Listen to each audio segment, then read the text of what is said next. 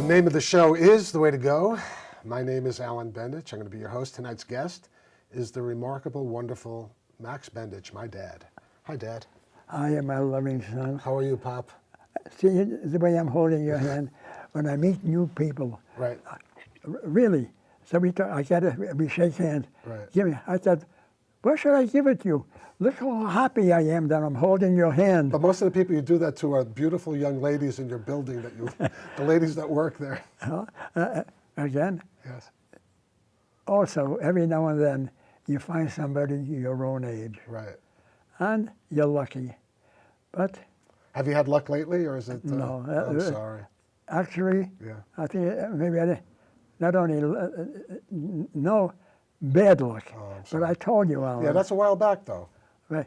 There are two kinds of luck. Right. Good luck and bad luck. Right. And you have to get over it. Right. After good luck over. But one thing you do, which is, and we were talking about that after the last show. After what? After the last show, you were talking to me about how, you know, when you're always there to greet people, you say hello to people, you like people, so you must get pleasure. I mean, even though maybe sometimes maybe right now you don't have a girlfriend, let's say, right? But you still get pleasure out of helping people feel better, because you know people who are alone, you go up to at the Cathay house. I don't want to again. I'll brag about myself. Right. Usually, if I'm in the elevator, almost every time, hey, life is good, and we kid around. Right. And actually, sometimes I'm a little rough in doing it, because I would even take my arm around it. Right. And what are you doing? I like women. I know, but you also, I know that you've helped people who no one talks to, like in chairs. You go up to people. You've told that story about how the person who had come there and was in a wheelchair, you went up and would say hello to him each time. I mean, that's the type of person you are. Alan, it never occurred to me, but when he said that to her, he says, "Look, no, he's the only one who has ever spoken to me." Right. It breaks your heart when you hear that. But you speak to everyone. You try to, and like if there's ladies who are sitting around. No, what do you mean? I speak to kids. Right. They bring their children, their grandchildren, and I say to the kid and the mother, don't know what I'm. I said, look, you're the youngest one here. I'm the oldest one here. That's it. And we start talking young and old. You're old. no, but Alan. Right. But it is remarkable that 102 years. I mean, I think about it because I'm working at 60. I'm 62 years old, right? I would love to retire. I'll be honest with you. I'm tired, because I work. I put in a lot of hours and all this stuff. But then I look at you, and you're 40 years older than me, and you're going strong. And it's to me, it's remarkable. No. That's all. I'm not lying. I think of that. How come that is happening? That this is happening to me? Right. How come that I still can do whatever I do? How come, Alan? I talk to myself, right? Because I don't know the answer, Alan. Right. If I really, to everything I ask questions, I don't know the answer. Why me? And also, Dad, I mean, I have a memory. I mean, even though it's tough to remember people that you see often, that you're growing old with, it's hard to see the transition. But when I speak to you, you're the same person that I'm speaking to. Some of the some of the people some people have transitioned. I look at some of the people, I'm going to say it, at Cathay House, who I've seen over the last 10 years, how they used to be 5 years ago and how they are now, and it's like kind of, devastating. People who were standing up or in chairs. That's the way it is, and they're younger than you. That's the thing that's amazing. Anyway, I shouldn't talk about it. Let's talk. I have a routine now, right. And I haven't changed it. Right. Maybe I did when I was a little younger. I wake up again, go to the bathroom. Yeah, you mentioned that, right? Okay, and I start doing the exercise. And you talked about that Wait. Right. What do I want to say? And after that, after this routine, I do something else. Right. Then I do something else, and before you know it, it's almost time to go take a shower or take a shave Right. on this. And the time goes by. Right. And I'm wondering about the people who don't do that. Right. The same amount of Well, time. the other thing is, let's put it this way. I mean, some people are incapable of movement, you know, or wait. I'm not even talking about that. right. It isn't too many people. I mean, there aren't too many people Right. who are incapable of movement. Right. They're in their walker. Yeah. I mean, and they have an aid. Some of the people are actually. And you don't have an aid. Wait You're a minute. 102, Listen, right? Wait, you don't know. I just want to say that to the audience. Well, wait, 102, no aid. One moment. Right. Some people, and it costs money to have an aid. Right. I used to work for a Wait, home health and agency. And I don't have an aid. Right. I'm not kidding. I know. When I first changed it, I'm on a different floor, and I get services almost from everything. Right. So just imagine, one of the times they asked me something, I said, I'm talking to my, you know what if I want? They come in and they wanted to know. They don't do that. We'll wash your back. We'll wash the. When they once said that to me, I said, "What, are you kidding?" And, another something else on account of maybe, you know, the door is open. Right. And they come to wake you up. Right. Most of the time, I'm up already Right. about 5 o'clock. Right. And they come in, and good morning. What time is it? Right. Everything is going to be okay, and but I was on the second floor, where it reminded me of the old days when I lived on 136th Street. Right. We would have a line from the apartment to a line in the gutter Right. in the backyard, Right. and we would put out The laundry, right? Here they don't do that. They open up the window, they really, Right.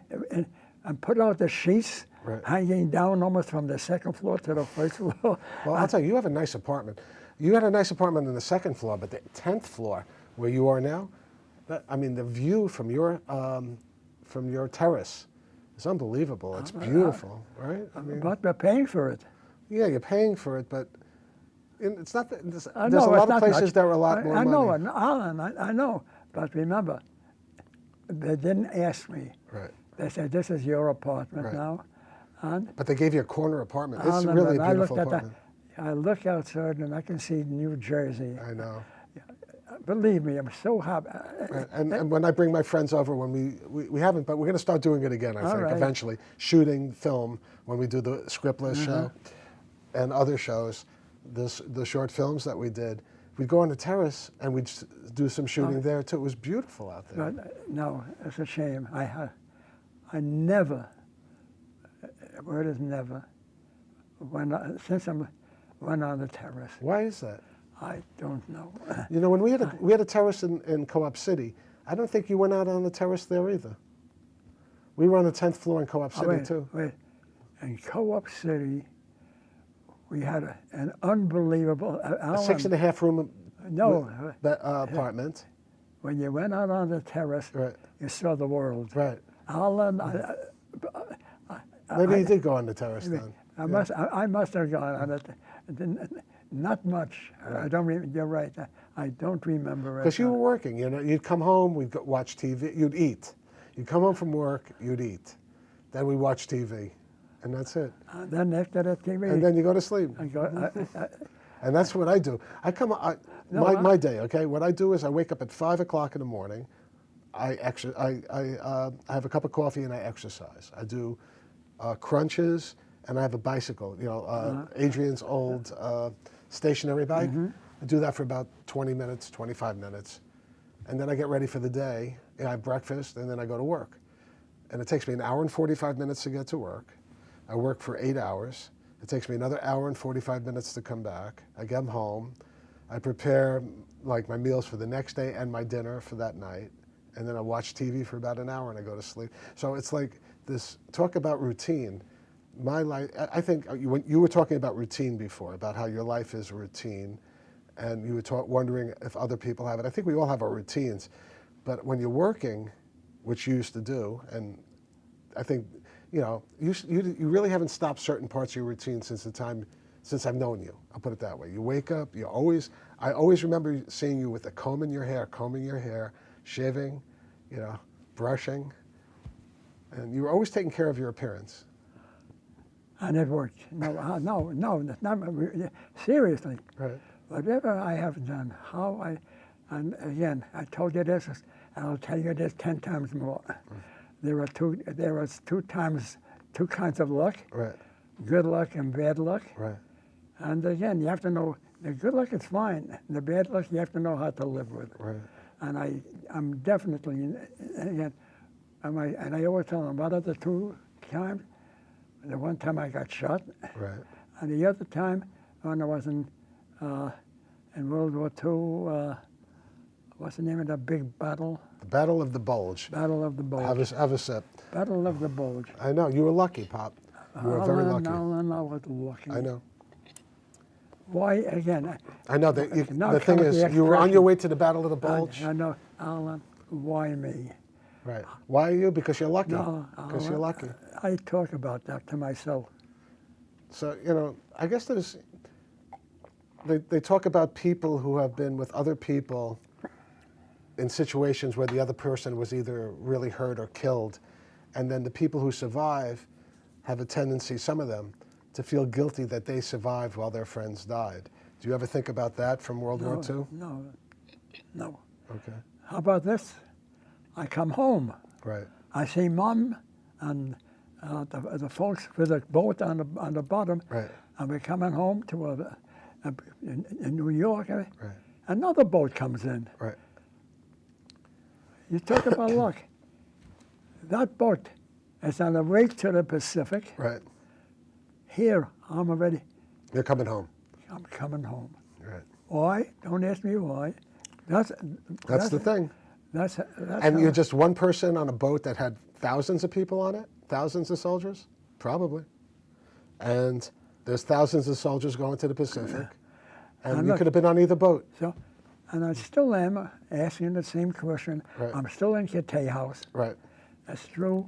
A few years ago, I changed the apartment. Right. That doesn't mean anything. We still, little by little, we have a sign.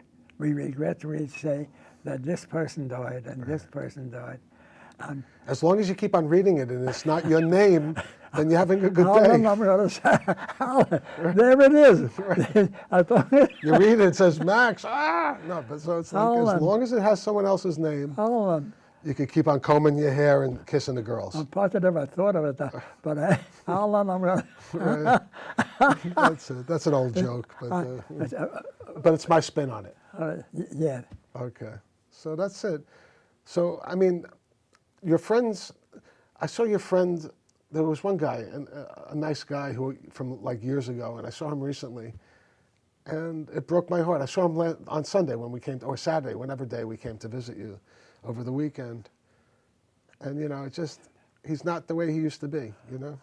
And none of us are, but he really wasn't the way he used to be. And he was a guy that I used to see sitting at your old table. Not the table here, but there was a different table. And they were nice guy. And So take me, Alan. I know, I got you. I think of that often. Yeah. And again, I'm serious.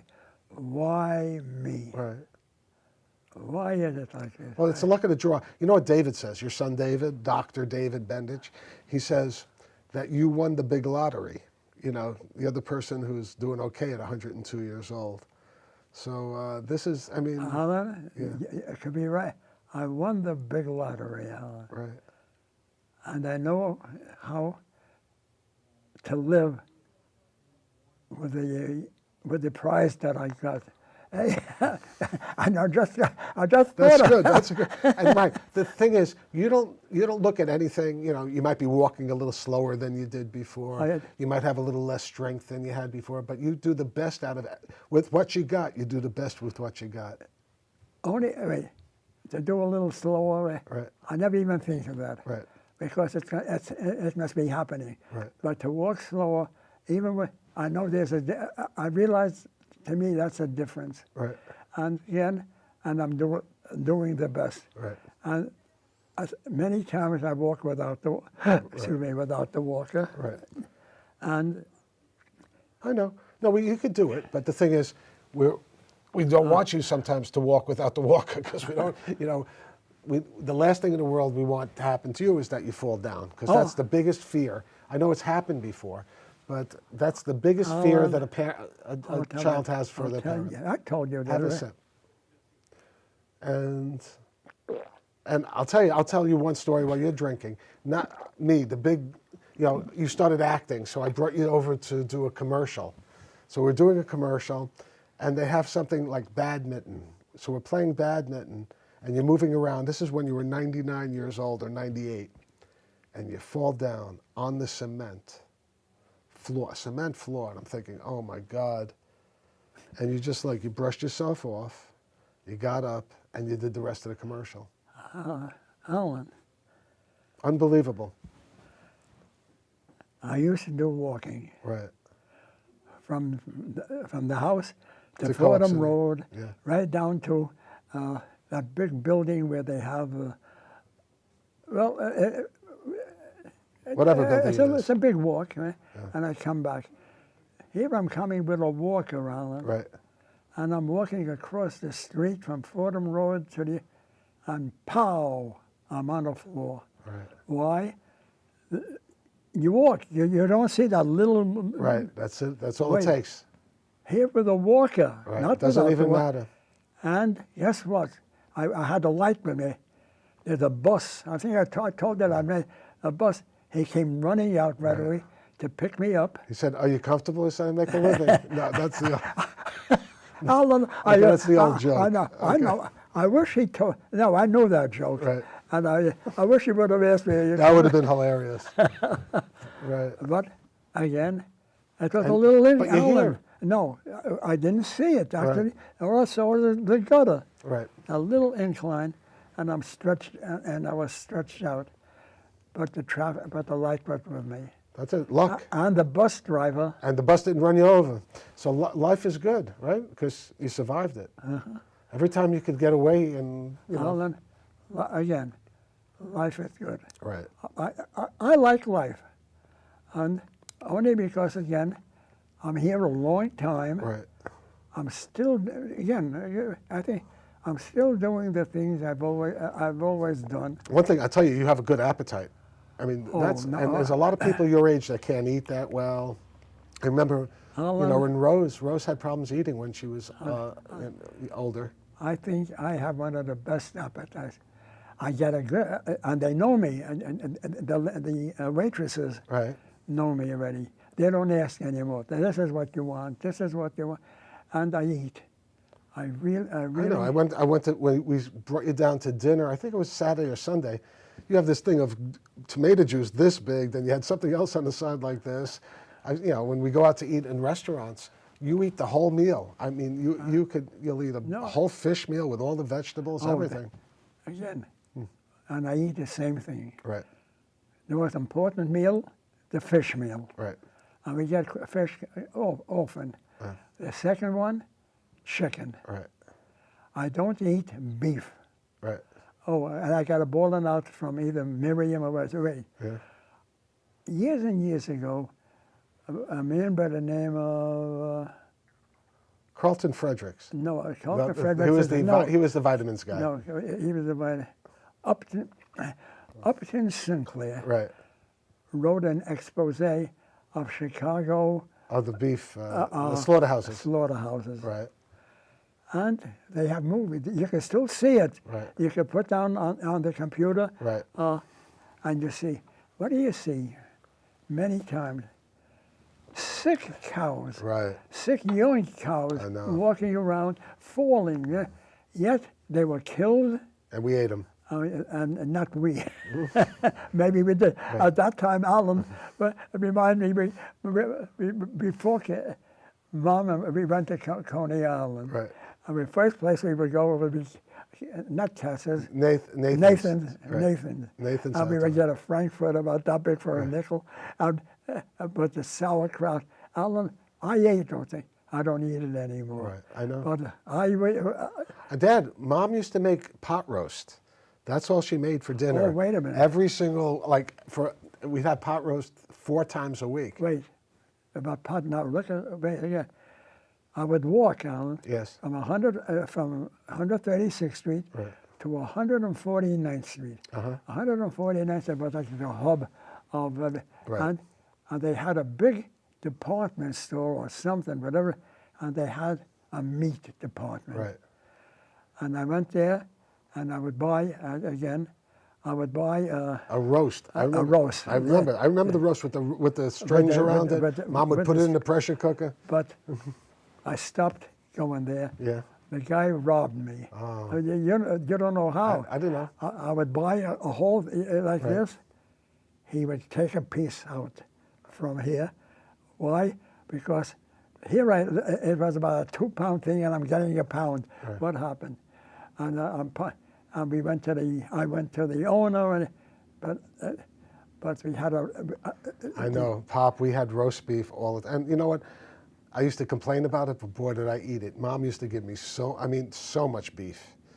And, she'd fill the pressure cooker with that's another thing. with carrots and onions and potatoes and a beef, this big beef thing. We lived Yeah, on the word pressure cooker. I know. No, really.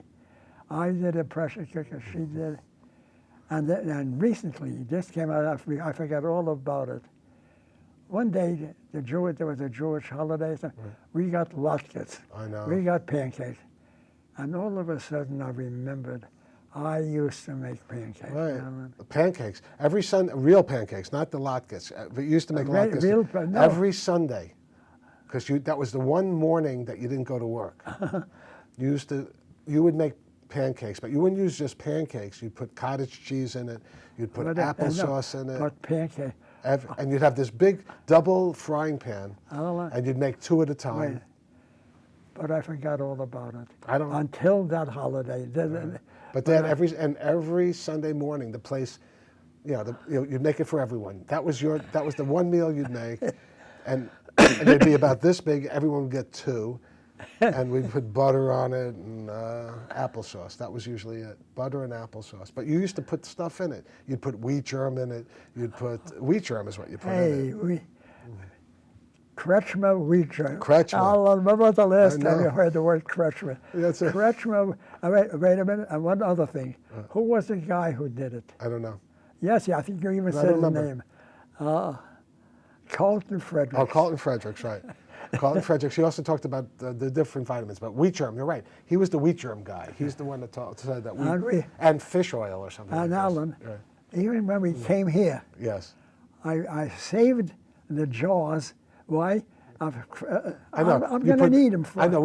I have them in my house because you put you used to collect things in the Kretschmer, like and here quarters or dimes. And now or I what put was it? in the oat bran and Right. things. I have Kretschmer. How old? Oh, what's it? 90 Well, we got years into bran. I think when I was in Hollywood, I also got into bran, but that was something that also was, I don't know. But wheat germ was something that you got me into at a young age. Well, look. That's it. Mom believed in Pechter's bread, right? I believed in Carlton Fredericks. Right.